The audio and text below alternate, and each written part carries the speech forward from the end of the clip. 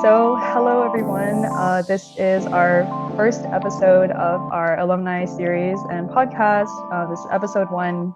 We have here our guest, Grant LeCount, and he was at USF from 2013 to 2016. And fun fact, he was also valedictorian of his class.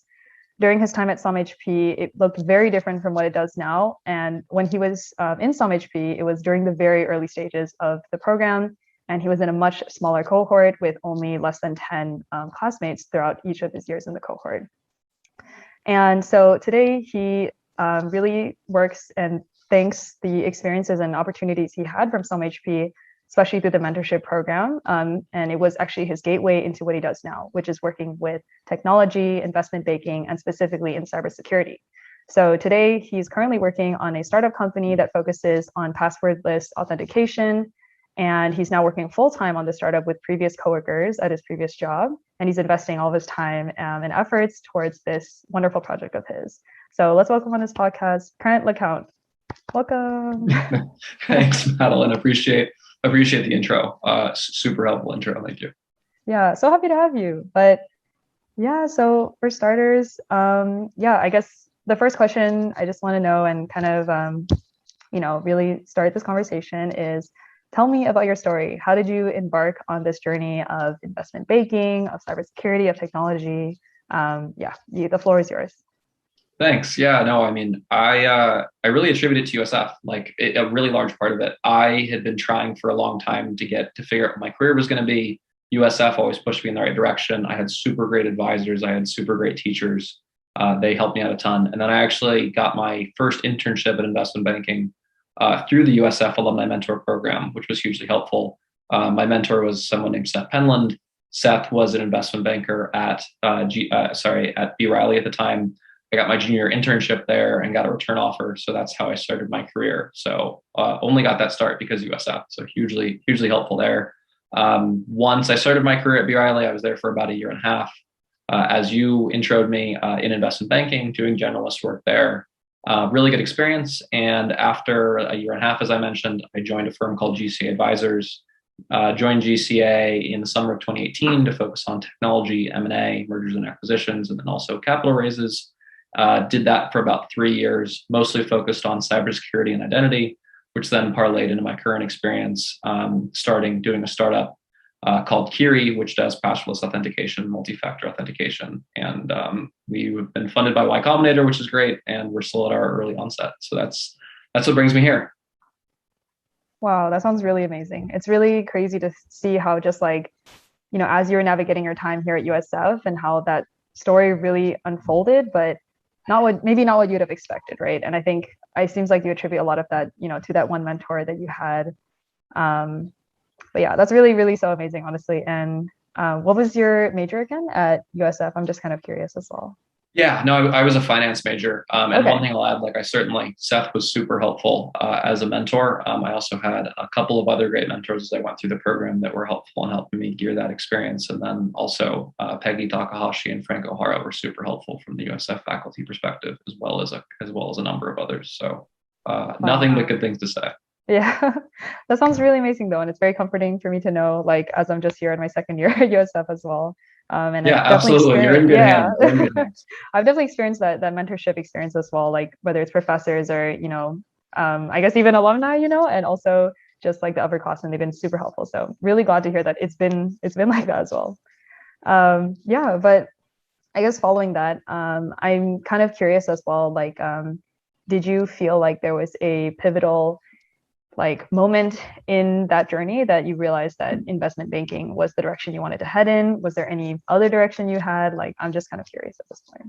Mm-hmm. Yeah, I mean, there's no one size fits all to figuring out a career. Certainly not in finance or any other business major. I knew that investment banking was a good way to work hard and kind of give me the experience I needed to go do whatever else I might want to do. So I got in as a result of that. And tough experience, definitely only got in as a result of the Alumni Mentor Program. But that kind of the pivotal moment there was just understanding actually from a different mentor named Jake Bond, who said, look, I think this is the route you should go. It makes a lot of sense. You'll work hard. You're gaining a lot of experience. That was probably the most pivotal moment. Wow, that's crazy. And did you feel like it was like a blind spot for you, like that you didn't realize that it was something like you enjoyed because you said that mentor was able to spot that for you, or did you think it was like something you knew that because you enjoyed working hard that you wanted to go in that direction, if that makes sense? Yeah, like, I mean, I don't know, maybe you were one of the few people who knows what you wanted to do, what you want to do now in college, but like, I think it's really hard to figure that out, especially because you haven't done it before. So like, I was just throwing my head in to do whatever I could do. And Jake had mentioned that this was a really good opportunity to go into investment banking to learn a lot of things. And I thought, well, I like finance, I like numbers, this seems like a good opportunity. And so thought I'd run at it, and fortunately it worked out and I liked it. Certainly not everyone will always like it, but it worked out for me. Yeah, that's amazing. Yeah. And I totally feel that too. I think like coming in, maybe I expected to go in one direction, but I think after exploring a more deeper understanding of like each specialization of business and also like soft skills and complementing like industries too, like for example, tech, which is I know something you also focused on too. I don't think you would have imagined going from finance to tech, right? Like somehow bleeding into there. So yeah, I just think it's really great how like you kind of just let that change naturally and let that kind of unfold as it should. And thankfully, like you had those two mentors to really guide you, not only with direct opportunities, but helping you kind of see and guide you in the direction that probably your heart wanted to go in. Yeah, no doubt. Yeah. Again, could not have worked better. Oh, that's so good. I'm so glad to hear. And I guess, yeah, my next question is like during this entire journey, like, I mean, you said that you already mentioned that it was like, it was difficult in general figuring out what you wanted to do, maybe in the realm of finance, maybe in the realm of business, maybe as a whole. Like, did you feel like there was like a big challenge that you faced in this journey, I guess?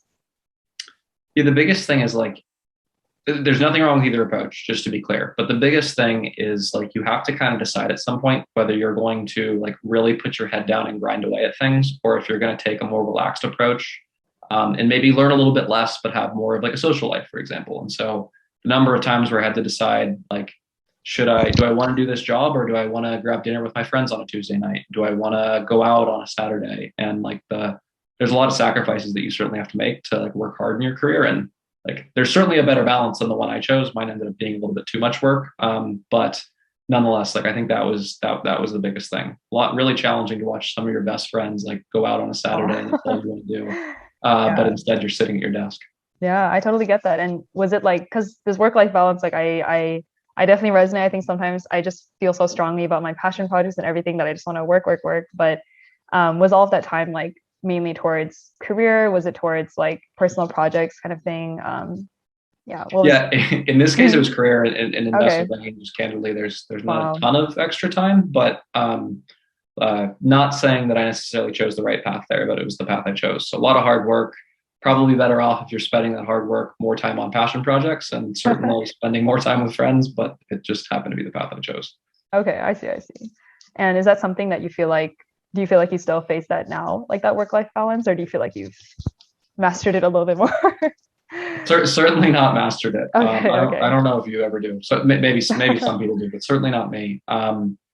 I don't know that I've mastered it. I'm getting better about it. You have to certainly realize that like work is not the end all be all. And so there are other things that have to go on in life, like family and friendships and other things, but still not perfect at it. Yeah. No, that definitely makes sense. I hear this a lot from other people as well who have finished their undergrad, and just that work-life balance, I think, is something that's always going to be like, I don't know, a series of decisions and trade-offs that you have to make. So yeah, but hopefully you'll be able to master it one day, I guess, and definitely take some time to let yourself breathe a little bit. But yeah, and I guess I'm also a little bit curious as well, like, did you feel like, did you have an alternate route if you had not done like the mentorship program, I guess, to navigate your career after college? I guess that's something I'm just a little bit curious about, because yeah. It's a good question. It's not something I've thought about in a really long time. I set my head down and was like, I'm going to do this, probably not realizing how challenging it would have been to get in. Like I just assumed you just contact people and then you get the job, right? Like when you're in college and you don't know that stuff. Yeah. Like you just fill out a job application and then they contact you. So that was kind of the route that I wanted to go. I think looking back on it, I probably would have ended up in tech. Like I would have ended up working, as a product manager or something in technology or something for like an earlier stage technology company. I think that's what a lot of kids, I probably shouldn't even say kids, a lot of postgrads right out of USF do. As they go work for tech companies, and that's a great path as well. Like you learn a ton, whether you're working at like Amazon or Facebook, or if it's an early stage startup, a lot of good stuff to learn there too. Yeah, for sure, for sure. Okay, that's very interesting. But yeah, okay. And I guess following up on that, I was kind of curious as well, like, was that decision to, because I know you're doing your startup full time right now, was that decision difficult for you to step away from like a stable stream of income to do something that's maybe a little bit more risky, but something that you felt like, very strongly about and passionate for? So that's just something I'm curious about as well. Oh yeah, totally. Like you go first, you graduate from college and you're like, I have no money, and everything that you make, you're like, oh, I have a little bit of money, a couple $100s, a couple $1,000s, whatever it might be. And then I was about 4.5 years out when I left for Curie, and like you finally get into this point where you're like, I'm an adult, I make enough money, I can support myself, I can go out to dinner and drinks on the weekend, I could do a weekend away if I wanted to and pay for a vacation. And then this jump to Curie was a big change, right? Like I'm not by any means not making what I was before. And it's a big shift to go to the startup world where so much of your compensation is equity based. So definitely a big shift there. And also hard. Like I really enjoyed my time in investment banking. If anyone ever listens to this and wants to go into investment banking, can definitely contact me. I have mostly nothing but good things to say. For sure, for sure. Wow, that's really amazing though. Oh, wow. Did you feel like you were able to find a community of like also like startup entrepreneurs as well, like in the finance/tech realm? Or do you feel like it's been, I don't know, actually, I'm just curious, like how has that experience been for you? Like in terms of like finding community in that? Yeah, I mean, keep in mind it's during COVID, so like it should be awful. But fortunately, I was in Y Combinator. So the way Y Combinator works is you're in like a quote unquote batch, kind of like with the School of Management Honors Program. Yeah, like a cohort kind of thing, right? Exactly. You're in a cohort and you take quote unquote like kind of classes, like you listen to talks and from partners, and you collaborate with people that are in that cohort, and it's a really good way to build community. There were the most companies there's ever been in this batch. It was over 300. Wow. And so, 1 to 3-ish people per company, and you find a lot of people that have similar interests. And the especially interesting thing, actually, because of COVID, was like I've developed relationships with people across the globe. Close colleagues in India, close colleagues in Europe, close colleagues in Asia. So, really good opportunity. One that I think, if you're going the startup route, certainly helpful to try to go into like an incubator or something like that, where you can get a sense of community and understand the groundwork. Wow, that is really amazing, and it sounds very similar to the premise of what SOMHP also aims to do, but on a more academic level. But where did you hear of this Y Combinator incubator at the time when you first were like wanting to enter the startup world? Yeah, it was. They fortunately in my world, in my world at the time in investment banking, you end up looking at a lot of newsletters. Y Combinator ends up being an investor in a lot of the companies that are doing later rounds. And you don't even realize when a company's IPOing and they're saying notable investors include Y Combinator, so on and so forth. And so over time, you become familiar with the name, and you recognize, doing some research, I recognize that they were a really strong incubator program. I learned about that.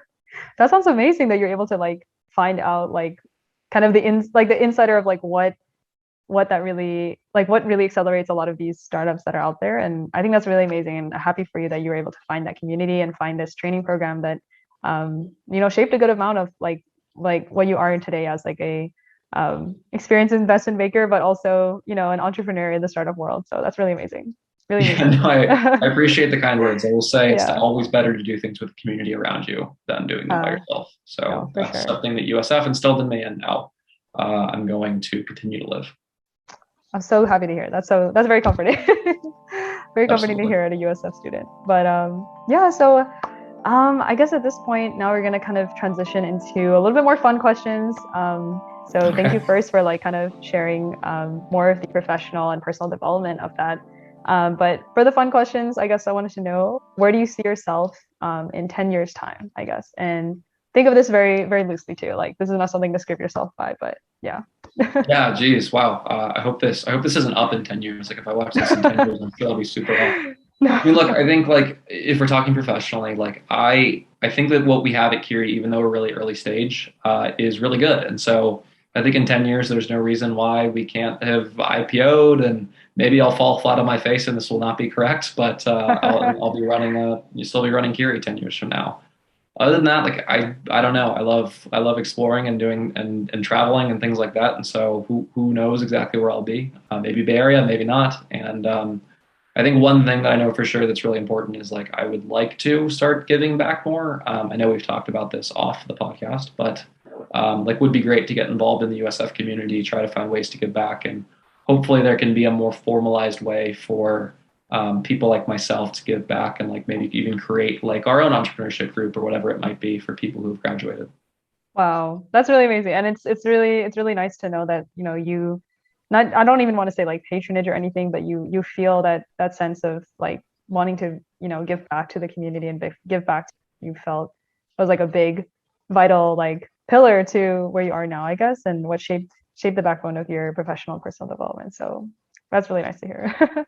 Yeah, totally. I mean, look, I'll be selfish at the same time too. Like, you never know where you're going to be in 10 or 20 Yeah. years, and for all I know, you'll be my boss. So it only benefits me to try to help you, get you there. Oh my gosh. Yeah. And I think I see this as a very central theme of like a conversation today that like truly not only do you not know what's on the other side of that door until you knock, but like be open to the idea that it could totally change. It could totally 180 to like where you are now. But I think it's really nice to hear that like, I'm sure there were struggles too. There was emotional resistance, if anything, and uncertainty, but I'm glad to hear that like you made every step following your heart, hopefully, and like, it led you to where you are today. And one way or another, you got to where you needed to go, and it'll keep changing as well. So I think just that's really amazing to hear. Very inspiring. Yeah, definitely. If you had told me when I was in your position as a sophomore at USF that this is where I would be, I would be pretty confused. Yeah. No, you know what? I think this 10-year vision, I think it'll happen. And if it doesn't, that's okay too. Thanks. I'll be waiting for that IPO. Okay, sounds good. But yeah, and in addition, I was curious. So, if you had one book that you could recommend or one resource, what would it be? Yeah, maybe this will sound a little bit lame because it's kind of in the finance mindset. There's a book called The Undoing Project by Michael Lewis. Okay. Michael Lewis, the same person who did The Blind Side, the same person who did Moneyball, the same person who did The Big Short. So very famous author who lives in Berkeley, actually. But The Undoing Project is a great book. It's about behavioral economics and how there's been a big shift over the last 50 to call it 75 years, going from how we previously thought about things to how we do now. And so there's a lot of ways that we have biases that make us think in a certain way, but those things are complete misconceptions. And I think this book really does a great job of easily explaining how those things are easy to do. And so it makes you rethink your whole thought process. Where am I saying this or am I thinking this right? Like maybe I should rethink it in this framework.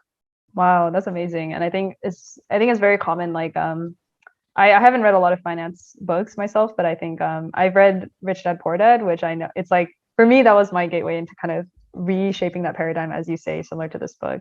So I think that'll be very helpful for a lot of students. Yeah, sorry, that's not Yeah. like more fun. I'd love to be No, like no, no. Twilight, but No, no, no, no. No, no, no, but no. that's what it was for me. No, that's amazing. And I'm sure it probably helped you a lot in your journey as well. And, I think mindset is a major component of, all the decisions that you've made as well. And your paradigm changed so much as you went along this journey too. So I'm really happy that you shared that book. Thanks. Yeah. And then moving forward, only have two more questions, but second to last question is, what does a day in your dream life look like? You can give me like a general loose daily agenda, but if there's just key components, so you can just we'll go super loose. I get a full night's sleep and then Okay. and wake up. I don't even know where. It would be great to wake up in a country I haven't been in before. Hopefully one that I recognize I'm at the time. And just go explore. Like it would be great to wake up in France, in Italy, in I don't know, China, in wherever, and go explore, talk to locals, go eat at a random lunch place, and just walk around the city. I'd love to do that. Great experience in being at USF, getting to walk around San Francisco, discover new things. So take that to other places. That would be my ideal day. Oh, that sounds amazing. And I hope you'll be able to fulfill that dream as well. whether it means like you can do remote work as an entrepreneur or you'll have opportunities in international locations. So that's really Yeah, amazing. the remote work point is great. That's a good point. That sounds amazing. Okay. And last but not least, where can we find you on social media? So do you have any place that, you share a lot of content on, or that you just like us to kind of, any student, if they're interested, to reach out to you on and find you? Oh man, that's a good point. Probably not best to fully give out my email, but I can definitely be reached at LinkedIn. My LinkedIn name is just Grant LeCount. LeCount is LA space COUNT. And then I also have a Twitter account, which I don't post on frequently, but everything is related to Curie. So I'm not sure anyone's going to be too interested in that, but if they do, it's just my name. That's all I've got. I wish I had a more fulsome social media presence, but nothing huge at this time. No, that's perfect. That's perfect. And I'll have more descriptive contact links and information in the podcast notes as well. So for anyone listening, and I can fill those the detailed spellings and everything with you, Grant, after. Yeah, no, that sounds good to me. Again, like if there's any USF student or for whatever reason other person that's listening or watching this, then I'm more than happy to help out. Yeah, sounds great. But that is actually all the questions that I had for you today, Grant. And I really appreciate once again for you to put all this time and energy and effort to just be in this call with me, to share a lot of your insights, your revelations, and not just the professional development, but that personal, emotional, and just an entire journey for you from where you were at USF, like what, 5 years ago to where you are now. And yeah, so did you have any further questions like for me or anything, Grant, or? No, I think this is great. Look, I didn't realize I was going to be the first one on this, but really helpful, Madeline. Really appreciate that you're doing this. It's great that you're taking the initiative. Certainly, I'm sure you're doing great at USF, but certainly a bright future ahead for you as well. Oh, thank you so much. And once again, just a lot of appreciation for you for being our first guest on this podcast. So yeah, so if that's all, just thank you, Grant, again for participating in our new endeavor here. And we hope to continue to highlight more stories like yours and really just provide the value for people that's in evergreen form and not just from a fleeting like alumni event and not where you're just kind of listing off your statistics. I think this is a much more enriching way for you to really share your story and revelations to, students who might be interested in investment banking, cybersecurity, or just, what it's like after USF. So yeah, thank you again. Yeah, no, thanks a lot too as well. Great being on.